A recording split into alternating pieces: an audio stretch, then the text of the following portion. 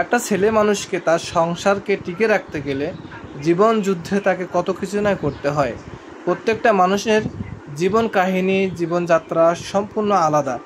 এই ভিডিওতে দেখতে পাচ্ছেন এই ভাইটি খোলামেলা পরিবেশে সুন্দরভাবে সার্কাস খেলা দেখাচ্ছে।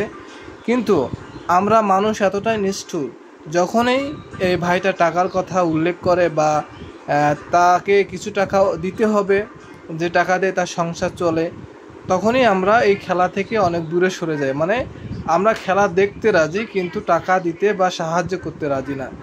তো বর্তমান সমাজ যদি এই পরিস্থিতি হয়ে থাকে, বা স্বার্থপরতা সমাজ হচ্ছে আমাদের এইটা, কারণ মানুষের সবার চেষ্টায় মানুষ কিন্তু সামনে এগিয়ে যায়, আর সবার চেষ্টায় একটা ফ্যামিলি বাঁচে।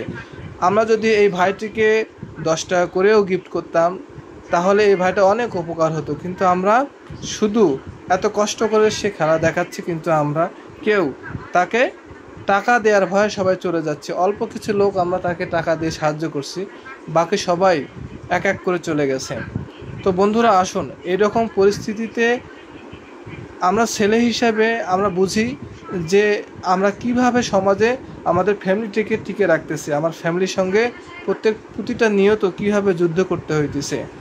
তা যেহেতু তার কর্ম হচ্ছে এই সার্কাস খেলা, খোলামেলা পরিবেশে সে সার্কাস খেলা দেখায়, অবশ্যই তার এই খেলাটা দেখে আমরা তার ন্যায্য মূল্য না দিতে পারি, মিনিমাম 10 টাকা করে হলেও তাকে আমরা সাহায্য করতে পারতাম।